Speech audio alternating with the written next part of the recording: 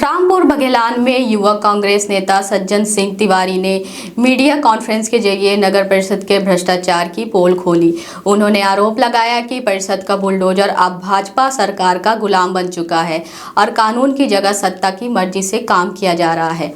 तिवारी ने बताया कि हाल ही में कैलाश होटल के संचालक को अतिक्रमण की नोटिस दी गई, लेकिन कानूनी प्रक्रिया का पालन किए बिना उसी रात 7 बजे होटल को क्षतिग्रस्त कर दिया गया। उन्होंने कहा कि नोटिस के बाद 1 सप्ताह का समय देना नियम है, मगर यहाँ कानून नहीं बल्कि राजनीति चल रही है। तिवारी ने इस कार्रवाई को गुंडाराज की मिसाल बताया और कई भ्रष्ट अधिकारियों पर गंभीर आरोप लगाए। मीडिया कॉन्फ्रेंस में मौजूद कांग्रेस नेता रोहित कांत सिंह ने भी कई महत्वपूर्ण बिंदुओं की जानकारी दी और न्यायिक जांच की मांग की।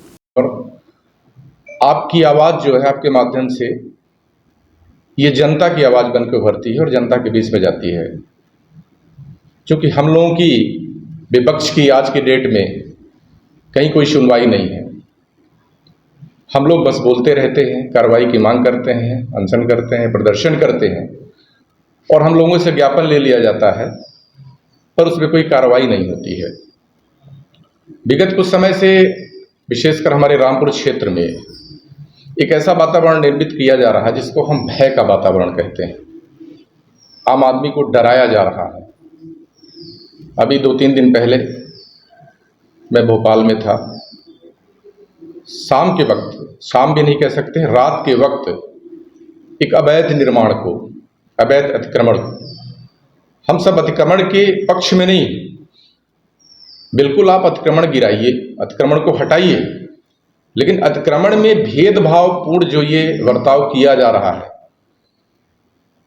किसी एक वर्ग को या किसी एक विशेष व्यक्ति को या किसी पार्टी से जुड़े हुए लोगों को टारगेट किया जा रहा है, ये गलत है। इसकी हम सब निंदा करते हैं। मुझे जो पता है, खबर है कि ये कैलाश त्रिपाठी जी हैं, इनका ढाबा बस स्टैंड में बना है। बहुत ढाबे बने हुए हैं, इनके बगल में भी ढाबा बना हुआ है। इनको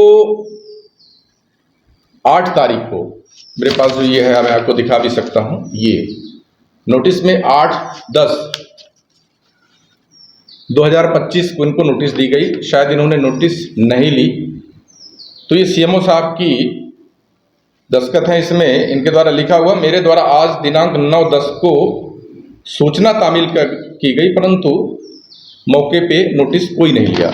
9 को ये सुबह उनको सूचना देते हैं और 9 को ही तकरीबन 7:30 बजे रात में अतिक्रमण, ये किसी भवन को, निर्माण को, अवैध को मैं तो उचित नहीं समझता हूं कि गिराया जाता है। किसी को भी अगर अतिक्रमण में है, बेशक आप गिराइए, लेकिन उसको मौका तो दीजिए। उसके सामान को पूरा तोड़ दिया गया, जब्त कर लिया गया, लेकिन नगर पंचायत ने कुछ नहीं सुना और उनके सामानों को नष्ट करके या कि उसको 407 में उसको लूट करके और पता नहीं कहाँ ले गए। ठीक है,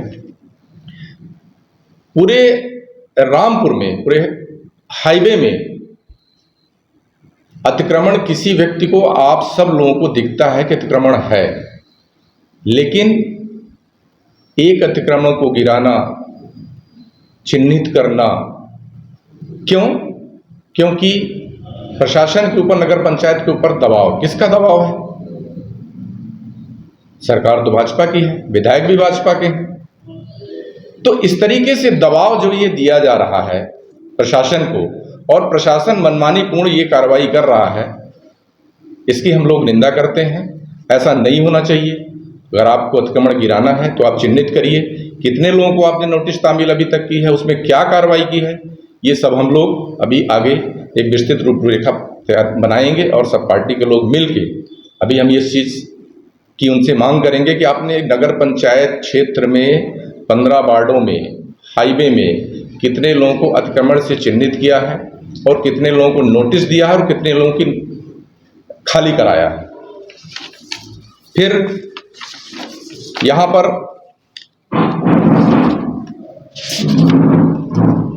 कुछ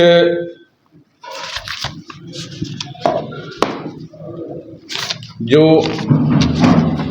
बहुत महत्वपूर्ण चीज़ें हैं, वार्ड क्रमांक 1 करही में पटवारी हल्का सगौनी, ये आम निस्तार की जमीन ब्लॉक क्वार्टर पाठशालाएं आरक्षित अराजी जो सन 1961 से 75 तक सरकारी रकबे में आरक्षित थी, परंतु बिना किसी आदेश के इन्हें आवंटित कर दी गई।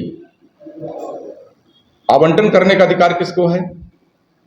मेरे ख्याल से तहसीलदार को तो नहीं है, एसडीएम को होगा या कि कलेक्टर साहब को होगा। अब तो राज शासन को हो गया है। 1961 में कृषि विस्तार भवन में भूपियाओं ने तोड़कर उस पर कब्जा कर लिया। वो अतनोई की भूमि बची ही नहीं। सरकारी भूमि में जो भी चरनोई की भूमि थी सब में कब्जा हो गया और बाकायदा उसमें खेती हो रही है। ये प्रशासन को नहीं दिख रहा है। कई बार इसकी बात उठाई गई, कई बार हम लोगों ने दिया ज्ञापन, लेकिन ये शासन प्रशासन को नहीं दिख रहा है। तो ये जो शासन प्रशासन का, प्रशासन का, राजस्व विभाग का, नगर पंचायत विभाग का जो ये रवैया है, ये बहुत गलत है और इसकी हम सब लोग घोर निंदा करते हैं, विरोध करते हैं और आवश्यकता होगी तो इसके लिए हम सब लोग वरिष्ठ हमारे जो भी पदाधिकारी हैं उनसे सारी चीज़ों को अवगत कराएंगे, पार्टी को अवगत कराएंगे और हम खुद पूछेंगे, चिन्हित करेंगे कितने अतिक्रमण आपने आज तक की डेट में। आज एक मेरे ख्याल से बड़ी कार्रवाई हुई है, बड़ा अतिक्रमण गिराया गया है, जैसा कहना है नगर पंचायत का, प्रशासन का कि ये बड़ा अतिक्रमण था, इसको गिराया गया है। तो इतने बड़े अतिक्रमण कितने आपने आज तक चिन्हित किया, कितने गिराया है? आपको सबको पता है वर्तमान में राजस्व विभाग में सुबह स्टे दिया जाता है 11 बजे और शाम को स्टे खारिज कर दिया जाता है। सिर्फ स्टे देने का और स्टे खारिज करने का खेल चल रहा है। कितने नामांतरण किसानों के पड़े हुए हैं, लेकिन आज तक उनका निराकरण नहीं हुआ। कई बार हम लोगों ने कहा, कई बार इस चीज का ज्ञापन दिया, लेकिन सिर्फ सरकार के जो नुमाइंदे हैं, शासन प्रशासन के जो लोग हैं, वो सिर्फ क्या काम कर रहे हैं, किसका आदेश मान रहे हैं, किसे फैसला देना है, किसे फैसला नहीं देना है, ये भी चिन्हित किया जा रहा है, ये भी बताया जा रहा है उनको। दूर दूर से लोग आते हैं, परेशान रहते हैं सुबह से शाम तक। तहसील का आलम ये है, अनुभाग का आलम ये है कि साहब एसडीएम साहब तो मीटिंग में ही रहते हैं, 7 दिन में 5 दिन तो मीटिंग में ही रहते हैं, एक दिन कोटर में दे देते हैं, 3 बजे आते हैं, 5 बजे 6 बजे चले जाते हैं किसान। आगे की डेट लग जाती है, आगे की पेशी लग जाती है। जो एक किसान बेचारा गरीब किसान 60 से 70 किलोमीटर की सीमा है रामपुर अनुभाग की, वहाँ से आते हैं और उनका काम नहीं होता है तो कितनी परेशानी का सामना करना पड़ता होगा। शराब, ये जो शराब का खेल है, ये हर गांव में, आप कहीं भी चले जाइए, हर गांव में आपको 2-3 जगह शराब मिल जाएगी। आबकारी विभाग क्या कर रहा, सब कुछ पता है आबकारी विभाग को, पुलिस विभाग को भी पता है। इवन यहाँ तक कि हमारे गांव में हमने कई बार आबकारी विभाग से, पुलिस वालों से बोला कि गांव के आसपास गांव में अवैध शराब की बिक्री हो रही है और इतने झगड़े हो रहे हैं, किसी दिन तो कुछ भी हो सकता है। गांव में आपस बस्ती लगी हुई है, शराब पीते हैं लोग, शराब के नशे में गलत काम करते हैं, विवाद हो रहा है। तो एक दिन ऐसा विवाद हो जाएगा, इसका प्रशासन और पुलिस प्रशासन, आबकारी विभाग लगता है इंतजार कर रहा है। कोरेक्स बिक्री हो रही, अभी छिंदवाड़ा का आप लोगों ने सब सुना होगा। तो क्या आबकारी विभाग, पुलिस विभाग इस चीज़ का इंतजार कर रहा है कि लोग जहरीली शराब पिएं, कोरेक्स पिएं और वही घटना हो, घटना के बाद फिर कार्रवाई हो, 2-4 लोगों का सस्पेंशन हो जाए और सरकार अपना पल्ला झाड़ ले? तो ये बहुत सारी बातें हैं जो अभी ये रामपुर में चल रही हैं और ऐसा वातावरण बनाया जा रहा है कि लोग डरें और डर के लोग आएं और हम बताएं उनको कि मेरे अलावा कोई काम आपका नहीं करा सकता और नहीं होगा, आप चाहे जहाँ जाएं। लोकतंत्र में वैचारिक मतभेद हो सकते हैं, सबकी अपने अपने विचार हैं, सबके अपने अपने मत हैं। कोई किसी दल से जुड़ा है, कोई किसी दल से जुड़ा, कोई सत्ता पक्ष से जुड़ा है, कोई विपक्ष से जुड़ा है, अपनी बातें रखता है। लेकिन इस तरीके से तानाशाहीपूर्ण रवैया जो वर्तमान में रामपुर में चल रहा है, ये कभी नहीं चला। मेरे जो संज्ञान में है, आज तक ऐसा कभी नहीं हुआ। फर्जी मुकदमे, किसी के ऊपर भी मुकदमा लगा दिया जाता है। कोई कहीं है, SC/ST लगा दिया गया, 151 का मुकदमा लगा दिया गया, और हर वक्त मुकदमा तब लगाया जाता है, आप लोग ध्यान दें, शुक्रवार के दिन, शनिवार की छुट्टी, रविवार की छुट्टी, मुकदमा लगाए, पुलिस ने अरेस्ट किया, तहसीलदार साहब आए नहीं, जमानत हुई नहीं। तो ये मैसेज, ये संदेश दिया जा रहा है कि बिना हमारे किसी के कोई कहीं से काम नहीं होंगे।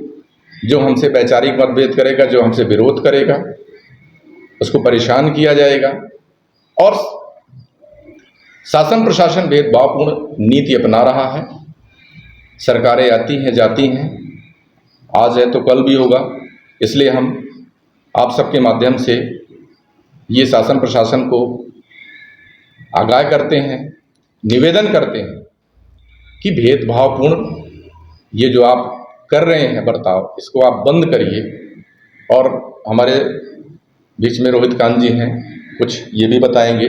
नगर पंचायत के बारे में इन्होंने कई बार ज्ञापन दिया है, इनको उस नोटिस का, उस ज्ञापन का इनके पास जवाब आया है।